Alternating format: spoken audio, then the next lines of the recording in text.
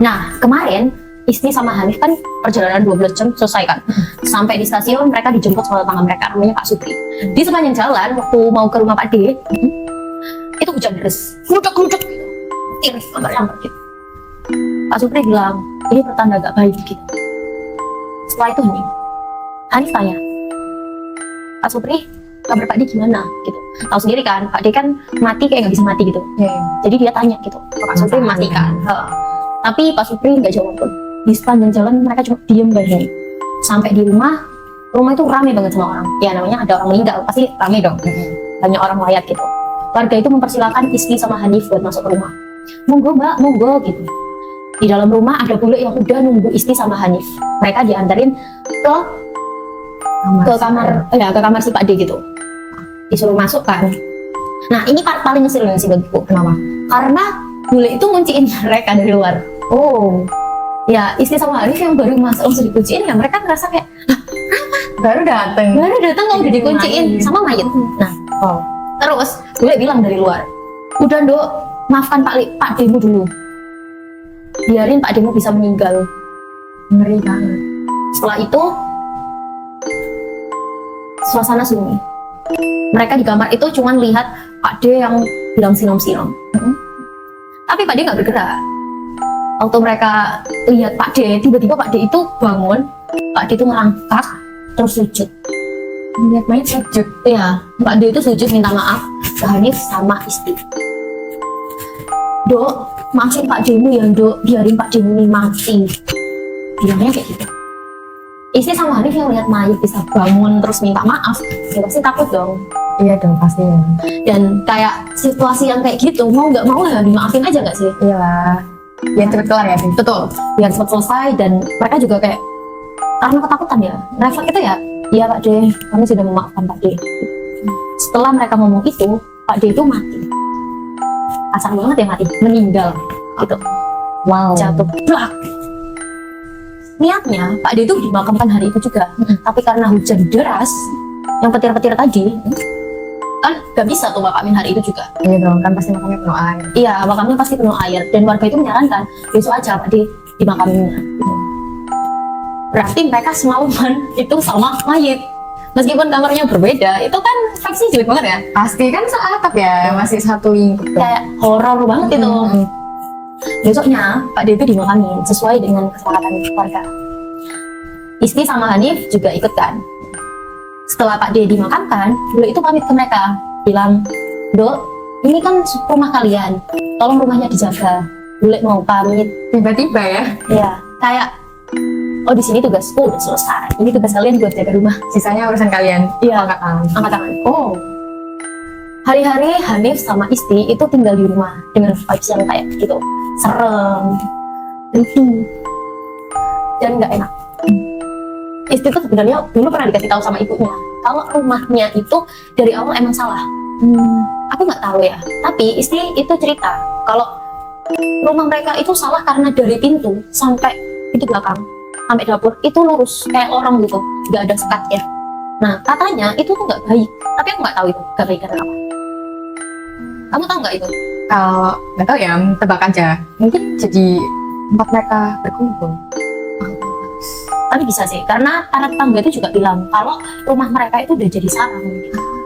Sarang dari teman-temannya Bude. Wih, iya, kayaknya sih ya. Iya. Nah, kalau orang Jawa bilangnya itu tuh rumah tusuk sate. Yang notabene-nya itu ngasih hal negatif gitu loh. Tidak beruntung kayak gitu. Jadi ya mereka mau nggak mau harus tinggal di rumah itu berdua aja, Tanpa ada orang lain. tanpa ada orang lain. Nah, Isti sama Hanif itu kan tinggalnya berdua aja nih. Logikanya kalau orang tinggal berdua pasti sekamar. Harusnya berdua ya. Tapi malam itu mereka nggak sekamar. Why? Karena Isti itu kangen sama ibu bapaknya. Isti bilang sama Hanif, Kak aku mau tidur di kamar ibu bapak ya. Gitu. Si Hanif ya? Iyain dong, namanya juga orang kangen. Iya sih. Isti tidur di kamar ibu bapak, Hanif tidur sendirian di kamar mereka. Malamnya Hanif kebangun, dia nggak bisa tidur. Tapi alasan utamanya itu karena dia kebelet pipis. Aduh, berat pipis ini ganggu banget nih. Klise banget gak sih? Masih mending kebelet pipis itu kita sadar daripada mimpi. Jangan dong. Oh, kalau terjadi gitu. Iya, pernah.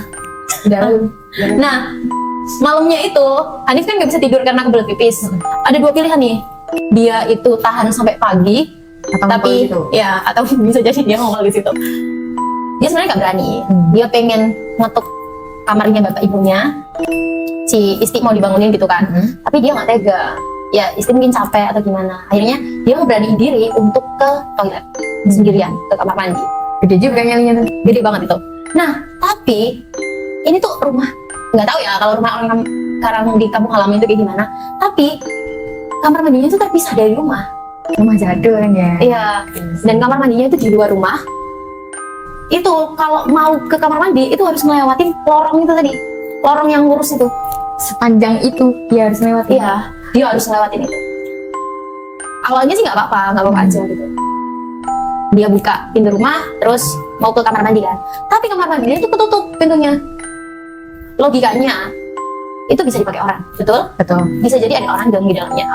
Karena kamar mandinya itu kamar mandi luar dan tetangganya itu juga sering pakai. Gitu. Oh, sharing. Iya. Terus sama Hanif digedor-gedor dong. Duk gitu. Siapa di dalam? Ada orang nggak? Gitu. Ayo cepetan. Nggak ada respon sama sekali. Diduk lagi. Akhirnya ada suara dari dalam. Suara apa? Apa sih Mbak? Ini aku Isti gitu. Ternyata Isti. Beneran. Gak tahu. Aduh, tungguin dulu. Nah, Isti itu tapi suaranya Isti ya. Iya. Dia keluar. Sabar toh Mbak. Ini loh, aku udah selesai. Tak tunggu di sini ya. Gitu. Oke kan? Udah. Si Hanif masuk nih dari dalam. Ya udah kita lihat santai aja kan ada Isti yang nggak takut banget gitu. Tapi dari dalam itu dia kedengaran suara Isti yang lagi senandung di luar.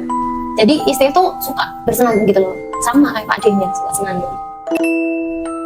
Cuy. Malung-malung senandung itu kayak creepy banget ya. Creepy banget. Nah terus ya dia bilang kayak si Hanif itu si Hanif itu bilang kalau oh Ami ini senandung nggak apa-apa lah, barangkali berarti dia udah santai, udah relax, Enjoy, ya udah enjoy, berarti lumayan lah, mungkin dia lagi kabut atau gimana gitu, benerin dia. Terus setelahnya dia keluar, tapi Isti nggak ada. Siapa itu? Nggak tahu ya, dicari dong, namanya juga kakak ya, adiknya kayak hilang ya, Khawatir. khawatir. Isti kamu di mana Ti? Lari, muterin itu, Sekarang. muterin, nggak ketemu isinya. Tapi bilang kayak gini,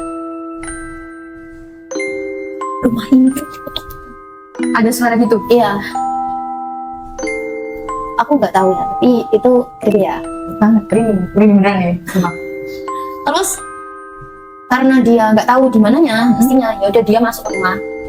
Dia itu lewat kan ke kamar ibu sama bapak. Di situ dia mastiin, takutnya oh Isti mungkin udah di dalam gitu kan. Kembali dia buka ibu kamarnya, ternyata Isti itu nggak ada di situ, nggak ada dong di kamar ibu bapaknya. Dia itu ngelewatin lagi kamar Pak D-nya. Jadi ini kamarnya dia, kamar Pak D sama kamarnya ibu bapak. Waktu ngelewatin kamar Pak D, ada suaranya Isti di dalam. Real Isti? Real Isti lagi ngobrol sama suaranya Pak D. Tapi Pak D-nya nggak ada waktu dibuka, cuma Isti sendirian. Ini beneran. Iya. Ini beneran ini. Isti sadar atau enggak? Isti kayak ngobrol sendiri. Akhirnya dia nggak sadar. Ini. Jadi akhirnya takut Isti kenapa-napa, dia minta tolong karena apa ya? Dia tuh bisa buka tapi nggak bisa nyari Isti buat keluar, itu nggak bisa. Oh, si Isti stay di dalam. Iya, Isti stay di situ. Kayak lagi orang kerasukan gitu loh. Tapi kan dia gimana? Hanif kan nggak tahu harus ini diapain gitu loh. Dia sendirian. Dia bingung, dia khawatir, bingung, nggak tahu mau ngapain. Dia keluar rumah, tiba-tiba waktu dia keluar rumah itu kaget setengah mati. Ada bapak-bapak baju putih. Aku lupa ya namanya siapa, tapi nggak diceritain, nggak ada namanya gitu loh. Waktu dicerita si Balkan itu nggak ada namanya gitu. Cuman jubah putih gitu. Ya, bapak jubah putih ya namanya. Iya. Nah, si bapak jubah putih bilang, aku tuh udah nunggu kamu, Dok. Aku udah pantau dari tadi. Oh ternyata kamu keluar dan sadar juga ya kalau rumah kamu ini udah jadi sarang. Si bapaknya udah ready ya. Dia langsung, bapaknya udah ready. Si Hanif langsung ceritain semua dari A sampai Z tentang kejadian yang dialami setelah Pak D meninggal. Dia bingung, terus si bapak baju putih itu nenangin, gak apa-apa Dok, ayo masuk ke rumah. Diambil air putih, ngadarin Isti. Setelahnya itu bapak baju jubah putih itu, dia itu sempat berhenti lama itu di depan kamarnya Pak D, di langit-langitnya, juga di langit-langitnya itu lihat, terus bilang kayak gini, budemu sedang memantau Dok. Bude udah nggak ada, tetap mantau. Ya, budemu sedang memantau Dok. Di sini tuh banyak banget Dok. Mungkin dari mereka gak semuanya jahat, tapi mereka itu teman budemu Dok. Ngeri ya temennya. Ya. Apa dibawa? Kalau temennya manusia nggak apa-apa, itu oke. Tapi kalau hantu, ada hantu coy. Ngeri coy. Nah, itu kan udah ya, otomatis bapak baju putih itu nemenin mereka sampai pagi. Ini flashback ya, agak flashback ya. Jadi, Hanif sama Isti itu sebenarnya di rumah itu udah banyak banget ngalamin teror. Dari yang dapur godakan, tau nggak godakan? Ya bunyi. Krumpiang gitu loh, kayak bunyi sendiri gitu. Terus, mereka pernah ditampakin sama nenek-nenek yang gingsolnya ada emas. Keren. Bukan nenek kebayan ya, tapi Oh, kirain. bukan nenek kebayan, itu nenek horor. Tapi dia tuh tua banget. Terus ada juga wanita perempuan mas. Wanita itu masih parubaya mungkin, tapi nggak tahu dia tuh ngapain gitu. Sama satu sosok yang apa ya, serem tapi nggak bisa dijelasin sama Hanif mas. Saking seremnya. Nah, yang bikin heran itu kenapa harus Hanif yang lihat itu semua? Dari dulu sampai sekarang, kenapa harus Hanif yang tahu kejadian-kejadian itu? Iya. Akhir. Lebih ke Hanif itu tanya sih, apakah Pak D itu sebenci itu sama dia? Ataukah Bu D itu sebenci itu sama dia? Semenjak kejadian itu, Hanif itu selalu was-was. Tapi Isti jadi nggak betah di rumah. Ya karena dia ngalamin juga kan. Dia korbannya juga kan. Isti nggak betah di rumah. Malamnya itu dia nginep di rumah. Sendirian dong si Hanif ya? Hanif sendirian. Berani nggak di rumah sendirian kayak gitu? Aduh, nggak berani lah rumah sudah itu sendirian. Mending ke rumah bule nggak seriusnya? Rumah bule mana? Paling. Tapi dia nggak ke rumah bule. Stay di situ. Dia stay di situ sendirian. Wow. Di malamnya, aduh aku merinding. Di malamnya dia berusaha tidur seperti biasa. Dia tahu kalau di kamarnya Pak D itu Pak D lagi senandung. Ada suara senandung, tapi ya dia berusaha ngapain aja gitu. Berusaha tidur tapi nggak bisa tidur. Akhirnya dia ketok-ketok, ada yang ketok-ketok kamarnya Hanif, bilang, Dok, Pak D sudah pulang. Kak, ring banget kak. Gila. Si Nom, Pak D sudah pulang. Nom ini tetap melekat ya? Iya, si Nom tetap melekat, si Nom. Hanif nggak berani dong bukain. Hanif berusaha kayak percaya kalau itu bukan Pak D-nya. Pak D-nya kan udah meninggal. Iya dong, siapa dong? Tapi ini tuh kayak tingkah laku bodoh gitu loh. Kayak terlalu skrip atau gimana. Hanif tuh buka pintu. Dari pintu kamarnya, nggak ada siapa-siapa. Pintu depan dibuka. Berdiri tuh Pak D-nya. Aduh, Oh shit man. Serius. Pak D-nya berdiri, masuk ke kamarnya. Pak D sudah pulang, Dok. Aduh. Ya, Hanif saat itu bingung harus kayak gimana. Dia terus pergi, tanya ke bapak-bapak jubah putih itu, bilang ke warga, buat mastiin gitu. Makamnya Pak D-nya itu ada nggak, jasad Pak D-nya masih ada nggak?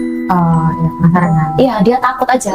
Kan katanya Pak D-nya itu kan sering mati nggak kayak gitu kan. Takutnya ya mungkin marisuri atau gimana gitu kan.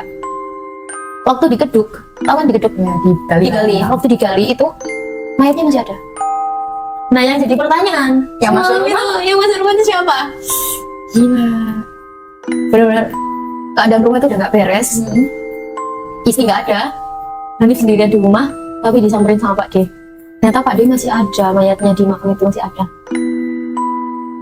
Hanif udah kayak lemes, nggak tahu mau ngapain lagi. Dia pengen, ini apa sih, masalah apa sih ini keluarga? Kok nggak selesai gitu. Wah lah ya, dia sampai diganggu. Akhirnya dia nyusulin ke rumah Bude. Nah, di rumah Bude, dia tanya sama, kok di rumah Bude? Di rumah Bule, dia tanya. Bule ini, dia ceritain lah semuanya, dari A sampai Z kejadiannya, sampai teror apapun yang dia rasain, dia dapetin di rumah itu semenjak kepergiannya Pak D. Dia jelasin, ceritain semuanya. Bulenya itu nanggepin, ya, dengerin, seksama. Tapi bule bilang, itu kisah lama, Bu. Kalau kamu mau tahu cerita lebih lengkapnya, kamu datangi rumah budemu. Wow. Jadi budenya ini kan nggak tahu ya udah meninggal atau belum. Tapi di ceritanya itu Pak Denya udah sendirian gitu loh. Di rumah itu Pak Denya udah sendirian dan kalau kondisinya mati nggak itu. Tapi budenya nggak tahu kemana. Gitu. Entah hilang atau gimana nggak tahu. Kayak ya udah, Jadi nggak ada. masih bertanya-tanya lah ya. Iya, bude ada di mana? Bule dengerin cerita dari Hanif yang panjang lebar itu. Bule cuma nyaranin kamu harus cari jawaban sendiri di rumahnya Bude. Bule ngasih alamatnya, suruh ya udah datengin rumahnya Bude. Siap, kita ke rumah Bude. Itu nggak siapa tuh? Nggak siapa. Penasaran nggak lanjutannya? Penasaran. Kalian penasaran? Tungguin part 3-nya hanya di Sensor Senjanesia Horor.